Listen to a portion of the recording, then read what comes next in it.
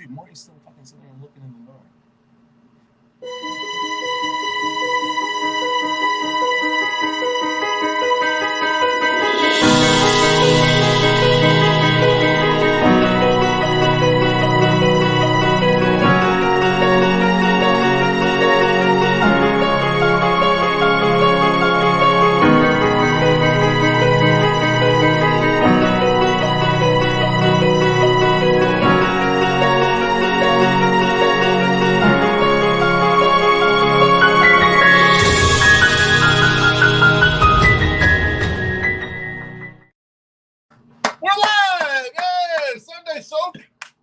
Sunday soak. Your favorite two personalities in the one coming at you live. Got to thank Treasy for manning the controls on this one, even though he can't join us today. It's the Sunday Soak powered by More Than Dogs. They're normally on the northeast corner of 34th and Shields. They're not there today, though.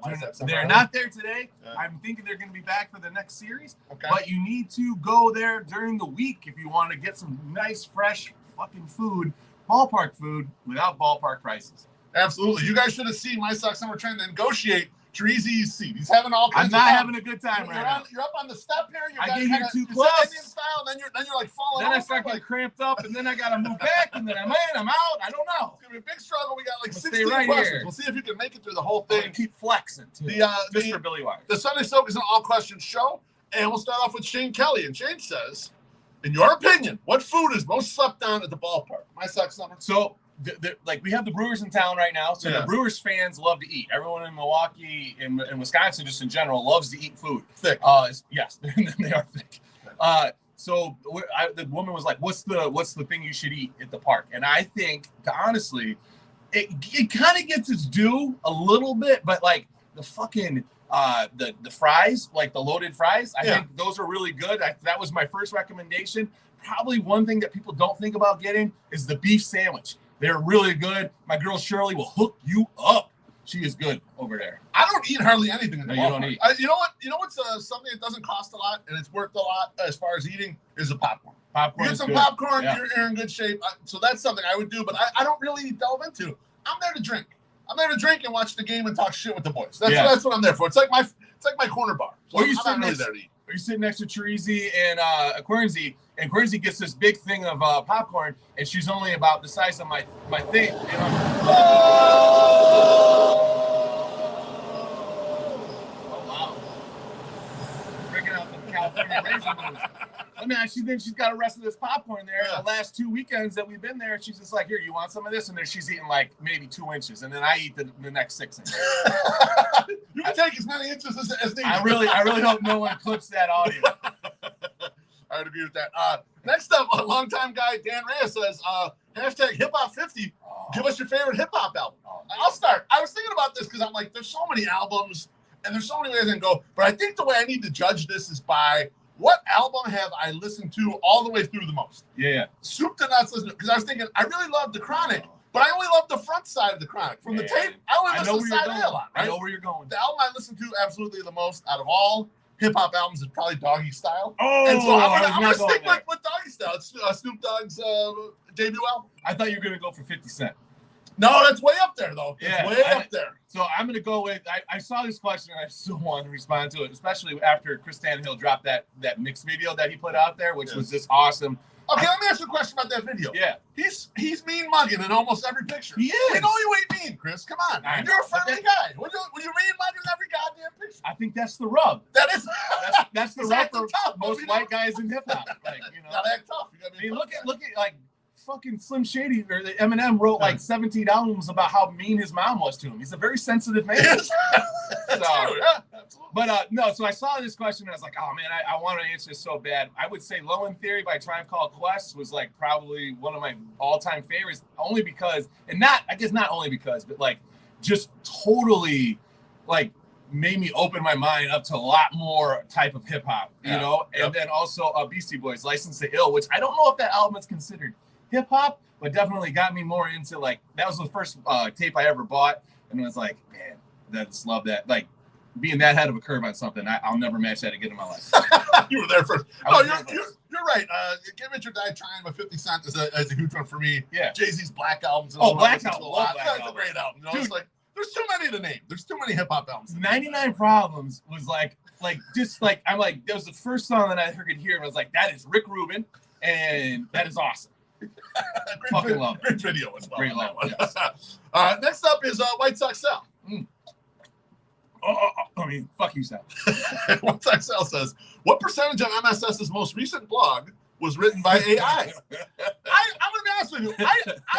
I'm impressed that White Sox Sal thinks you know how to use it. I don't know how to use it. I was going to say, there's no way. I tried to do a haiku. There's no, and it's you use ChatGPT and it didn't give you a proper haiku. That's when everyone's like, oh man, AI is going to take over the world. It's like, not my world. I don't know how to use it. So none of it. That's all straight from the heart. What I liked about your article most, My Sox Summer, is all the people who you're telling everyone what you're doing. Yeah. They're coming over to tell you what you should do. Yeah. They're like, not what you should do. Don't tell me how to fan. I'm telling you how I'm fanning. That's how I'm doing. There was one part that I said, I was like, hey, listen, if you don't go and you're denying yourself something that you like, it just makes me think you really don't want to do it anyway. Yeah. And then people are like, well, no, I just like to watch it on TV because I'm not giving that motherfucker my money. And then I have to do that face here. It's like, really? Really? You sure about that? You sure? Really, though? Because he's still getting money. Sorry. So 0%. 0%. So unfortunately. Don't know how to use it. Next question is from Shane Spagnola. Shane says, who do you think gets knocked out faster from either drinking or a punch? My Sox Summer or TA? Oh, dude, now, it depends on what you're drinking. It depends on what you're drinking. Man. You know, I don't know. Sometimes you did good though with the bourbon the other night. I did. On the show, you got that third of a bottle. I drank a lot of that. Wasn't even hungover the next day. That's good. Good meal. Your body's built for this. You know what? If I'm drinking though the Goose Island Bourbon Counties, yeah, I might fall asleep during an all company-wide meeting. You know, that might happen. I don't remember anything that happened. And you have absolutely no clue what happened, and you're like, "Don't worry, I took notes." And then you're like, "I didn't send you the notes. Fuck you. Figure it out." You have a need to know basis. I'm on a need to know basis. So the answer is the silent partner that is really loud. So the answer is it really depends. But yeah, Tim did get caught with one there. He did. A lot of people have been caught with one, throughout history. So it happens. And I'm thinking 90% of White Sox Twitter takes that same punch. They go immediately down and do not get up as quickly as Tim. There's no question. Yeah, there's no question about it. Next question is from Chris McGowan. Chris says, what's the highest caliber bullet you're willing to get shot with? Just to whiteboard this for everyone. My Sox Summer claimed on the 108 podcast that he can get shot by a 22, no problem. Just be a flesh wound and he won't be harmed by it. So Chris wants to know what caliber are you going up to? At least a 22. I don't think I'm going to go any higher. I'm not going to go higher than that, but no. And then when I say I can get shot by a 22 and survive, I'm not saying like in my eye. I'm not saying like through my heart or lungs or anything. I'm going to take one like on the arm. Okay. And I'm going to try to glance it. Okay. Right? You know, because I'm faster than the speed of bullets. When you line up to shoot MSS, he goes for the glance, and then he's going to be safe. And like a 22 shell is like this big. I mean, it's just tiny because we shot them at Camp Benson one time in the YMCA. Yeah. And like if they're giving kids 22s to shoot pretty much unsupervised, I'm pretty sure I can take that bullet. I'm pretty sure. What are you like? You shot a squirrel and it just bounced off? No, there was a target and stuff. They set up a little target and we got to keep it, and then they let us keep the shells, which was pretty sweet.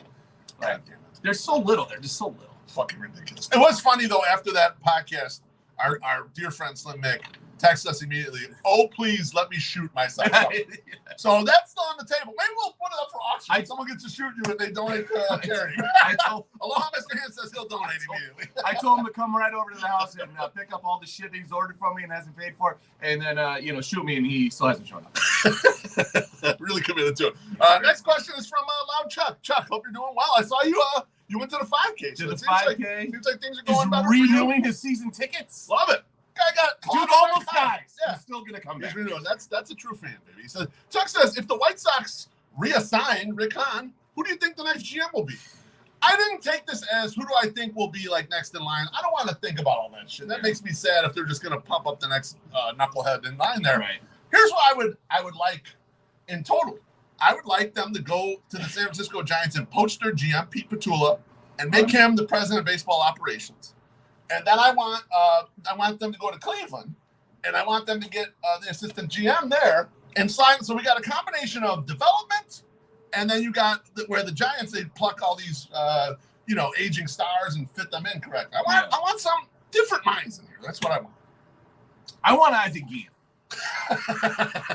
That's who I want. Yeah, I can't blame you. Ozzy's going to be the GM. Ozzy Jr. is going to be the assistant GM. And then if there's any other kids that need a job, grandkids, let's just put them all right down the line. I want all Gans. Yeah. And then our next manager, if we get rid of Pedro, AJ Brzezinski. I mean, that's all. That's what I'll do. That's who you're going. All right. Next question from Mailman Jack. Hi, Jack. Yeah, what's up, Jack? I haven't seen Jack. No. Mailman Jack says, your father is coming at you finally to give you that ass whipping that you deserve. Present day. Need. Does Dad kick some sense into you? Not at this age. Like, you know what? There was a time that, 15 years ago where as an adult male, I was still afraid of my dad, but he's a lot smaller than me now. Yeah. No, he might knife me or something, and then he'd get me good, but he doesn't cheat. Yeah, they'll cheat. Yeah, exactly. And they're old school, so they know all those tricks and shit. But like from a physical standpoint, no. But my dad doesn't need to get physical with me. If he just shows that he's disappointed in me, I feel bad about myself. So it doesn't. That's how he gets you now. Yeah. No, my dad's frail like a little bitch. So no, he can't do that shit anymore. He's doing good as a grandfather. I mean, we're getting to that point of our lives. Like Farmer Matt has a 13-year-old who's on Twitter now. Yeah. And I think Farmer Matt's kid could kick his ass. So like, we're starting to go down that. We're flipping over. Yeah. We're like, soon enough, we're gonna be getting our butts kicked. Damn. Oh, you almost got that. I was looking right at there, and I was just trying to get. That's good. That was good. I think I might have pulled something though. Yeah. You gotta put me on the IL. Is it the IL or is it IL now? IL. Yeah. All right. Next question is from Southside Mofo. I haven't heard from Southside Mofo in a minute. Hope you're doing good, my friend. Says readdressing, is Kopech washed as a starter? MSS, what do you think? I don't think so. I feel like he took another step forward this year, and I think maybe next year, like he's another step forward. Like I think he is continually improving, so that's okay. Will they use him as a starter? They have to. We don't kind of have to. Unless we sign other people, like I don't know who else is going to be starting. Yeah. So like, I mean, I don't think he's washed yet. I'm willing to give him at least one more year. Yeah, I mean, I think he's a starter. He's just not a very good one yet. Like, sometimes it takes guys to come along a little bit.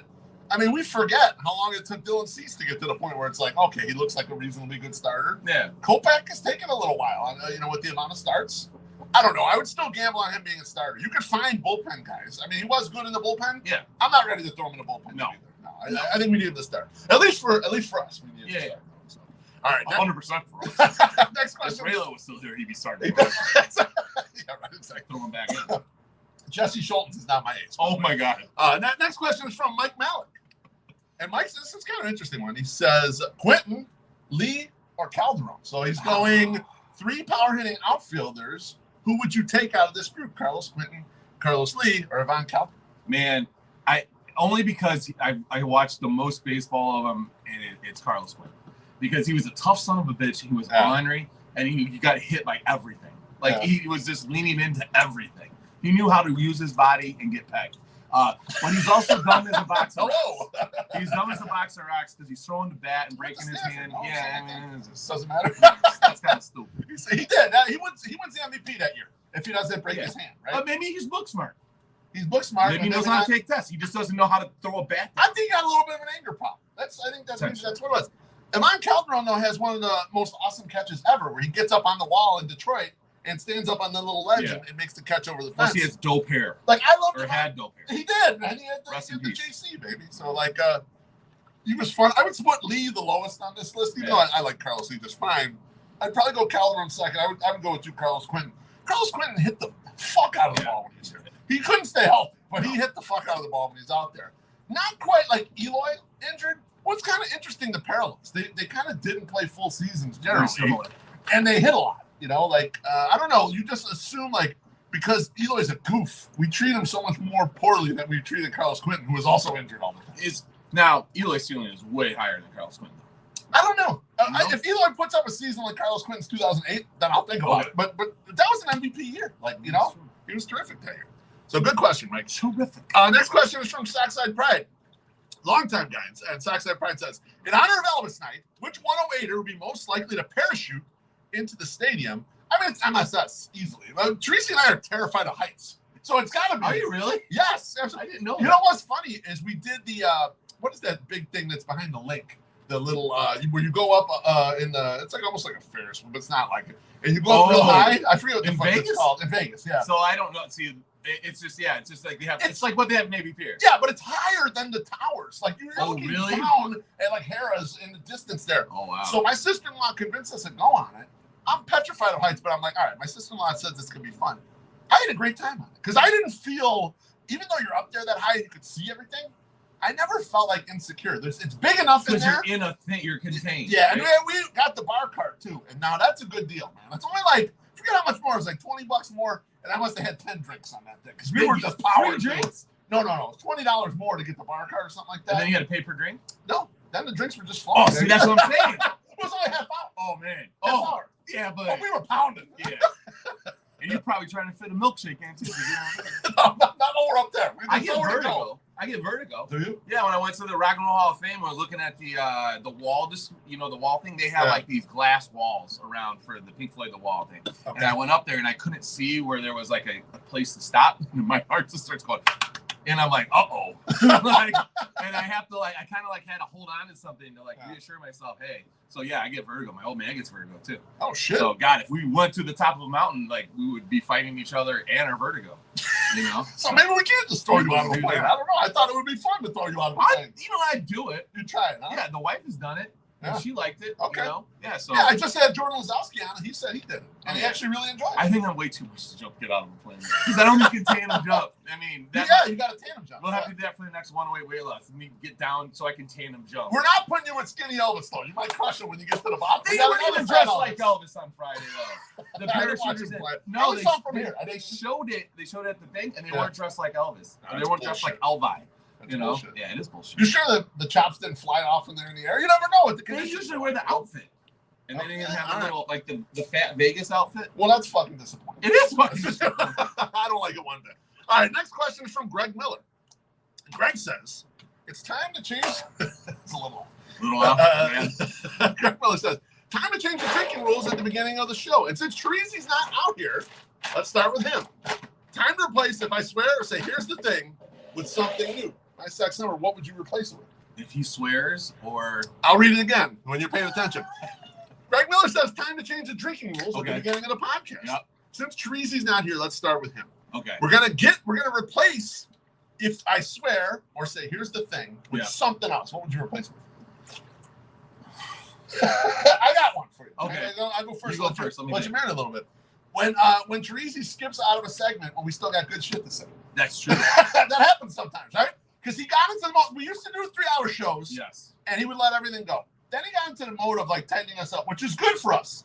But sometimes he goes over some shit. And we're like, fuck, we have more stuff here. We could have gone a little longer in the spot. We got some good shit, Okay, I got a good one. Okay. But I agree with that one. Okay. That would have been something I would say too. Yeah. When he purposely acts like he doesn't know what I'm talking about just to make me look stupid. He knows exactly what I'm talking about. That's about 4 times a show. He's playing it up oh, look at dumb MSS. He's bringing up something we have no idea about. It's like, no, bitch, you know what I'm talking about. I'm like, you remember that thing? And he's like, yeah, okay, well, let's move on. Also, when he fucks up the intro, which he's fucked up the intro 3 times in a row now. And you and I bust out laughing every time he messes up the intro. He's so fucking I love it. I love it. I can't wait till he's producing right. I can't wait till he shuts the show off. He's like, fuck these guys. He's going to mute me. He's asshole. You can't mute me now, bitch. All right, next question is from Boba Fett, all you can eat sushi and hibachi. That's quite a name. Wow, that's a lot. It's a fuck, marry, kill, which we don't usually take a lot of these, but I'll take this one because it's kind of fun. It says fuck, marry, kill. Italian beef, chicken parm sandwich, Chicago hot dog. My sucks something. Oh, kill the hot dog. Fuck that. I agree. Man, marry the beef. Fuck that chicken parm, man. Yeah.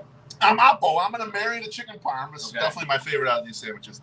I'm not a big Italian beef guy. Yeah, beef's underwhelming to me. I'm good. I need that big thick sausage. Yeah, that's the Italian sausage. The Italian sausage you got to put in there. Not a big Italian beef, and fuck cheesy beef. Obviously, right. That's a goddamn given. So I will marry chicken parm. I will fuck Italian beef, and I will kill Chicago hot. So thanks for the question there. Mistress of Doom asks, why didn't you have any bacon?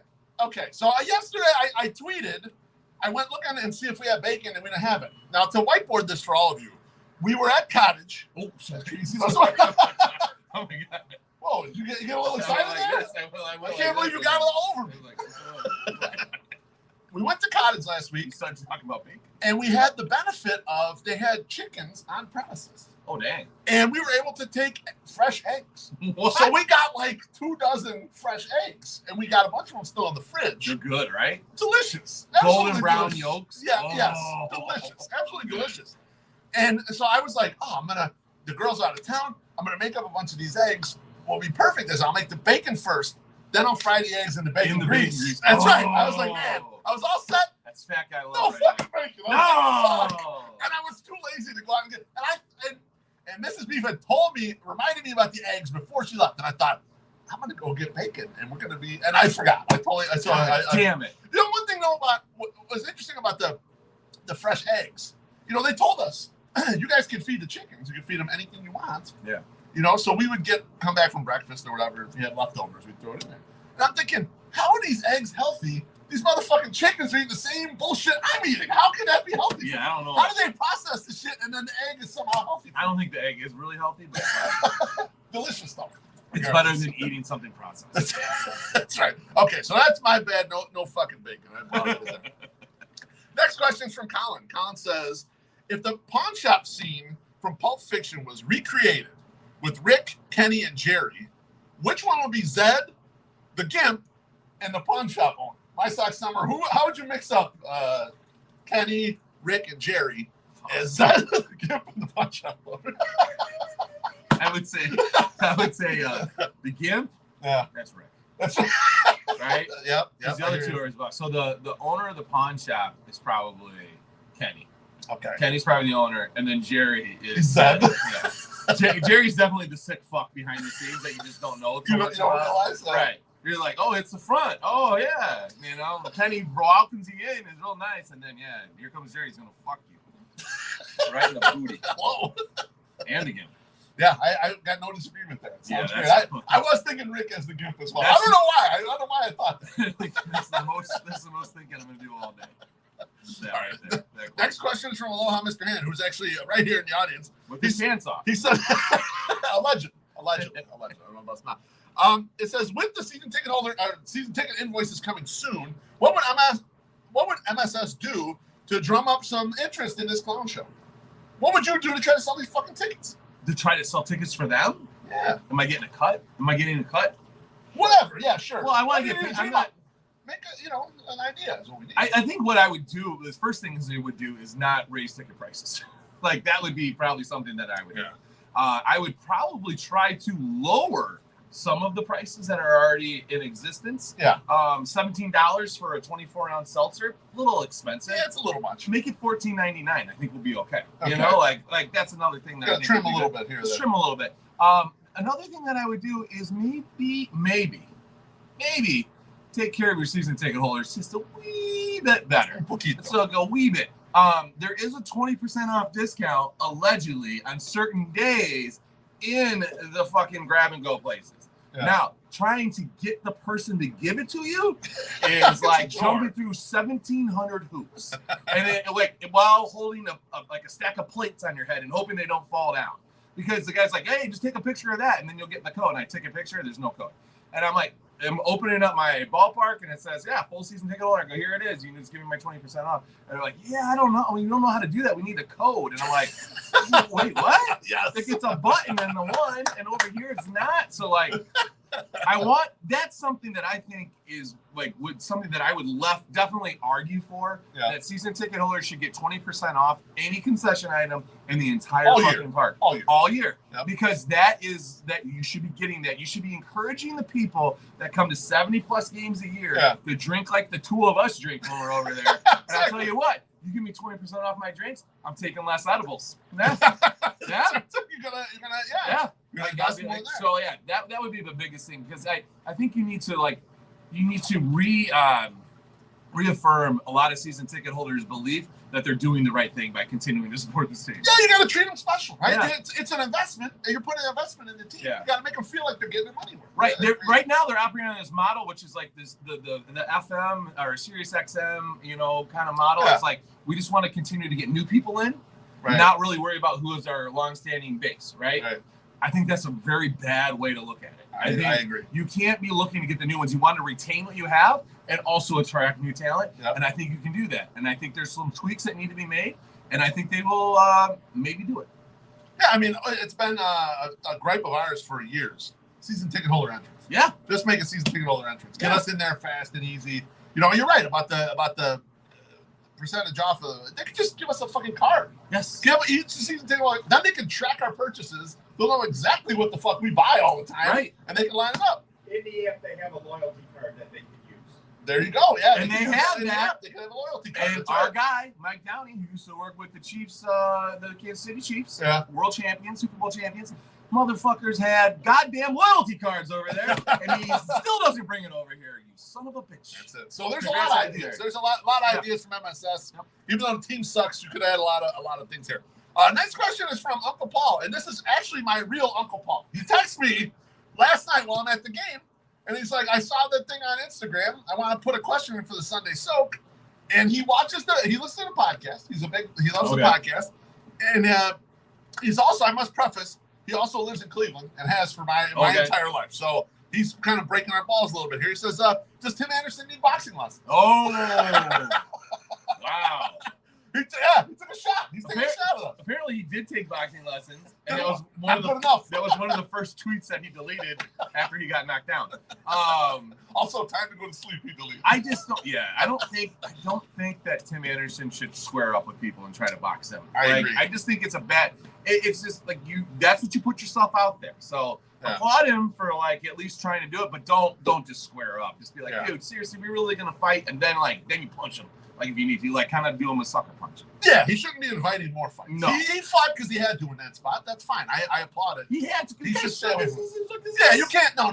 He's in your face like that. You're fighting. That's one thing that drives me nuts. Everyone's like, I don't know. No, he's the one that started. No, he did not No, start he didn't start it. Fucking Ramirez going up there and putting his finger in his face. That That's started, starting the fight. Yeah, you're a coward if you don't fight. That's the beginning of the fight. Yeah, so Can't change it. the answer is probably, but I don't want to fight again. Yeah, no more fighting. No more fighting.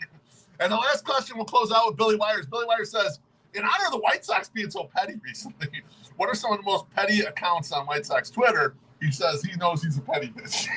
Yes, you are one of them. Kind of. As a group, I think we're pretty petty, right? Sammy Davis Jr. 5K, a petty motherfucker. Yes. NWO is a petty motherfucker. Like a lot of the group. I was gonna say White Sox Dave, but not really. He stopped being so petty. Yeah. He used to really go on. I gave him some information. Mike's a little petty. Mike is very petty. Yeah. White Sox fan Mike. Yep. No, I gave White Sox Dave some information that I shouldn't have given him because it was funny and I knew it and I was like, man. And I told him, do not tweet this, about someone. He did not. No, he held off. He's like, okay, I won't do it. And I remember I was telling in front of Eddie Barsley, he goes, do not give White Sox Dave info like that. And I'm like, I think he can hold off. And he did hold off. So he's not as petty as he used to be. He's less petty. Kill the stream. I want to know what this is. I'll tell you afterwards. Yeah. Well, who else you got? You got anyone else you think? No, I mean those a lot of white petty. There's just a whole group of people that are always whining and complaining. I would say one of the most petty people is on Facebook, and we all know who that is. So wear high socks. Yes. Give me, and shorts. Yeah. Jorts. And it's just give me attention, give me more. And it's like, no, shut the fuck up. Know your place, bitch. He's been to every game for the last 10 years. Yeah, he has. had a write-up in the fucking Chicago Tribune with all the real fans. Here we go. Yeah. We don't get those write-ups. No, we don't. Go to 70-some games. Well, he goes to a lot of games. He goes to every game. We're the bad boys. Yeah, the bad boys of White Sox Twitter. We're the drunk uncles. You know what, though? We're handsome. That's why we're in the commercials. And you ugly motherfuckers ain't. So that's what it is. I'm sorry. That's what it is. I hope he watches this. Comment, loud mouth motherfucker. MSS, great job. Good job. That's our show for today. We'll see you at the ballpark. The White Sox need to save the final game of the series. We're getting swept. I hate it that we're getting swept. We'll see y'all. I'll be on Azul Monday night. I got Tony Marchese coming through. MSS and I Thursday night. We'll be doing the 108 podcast. See y'all. Peace. Woo. Love you.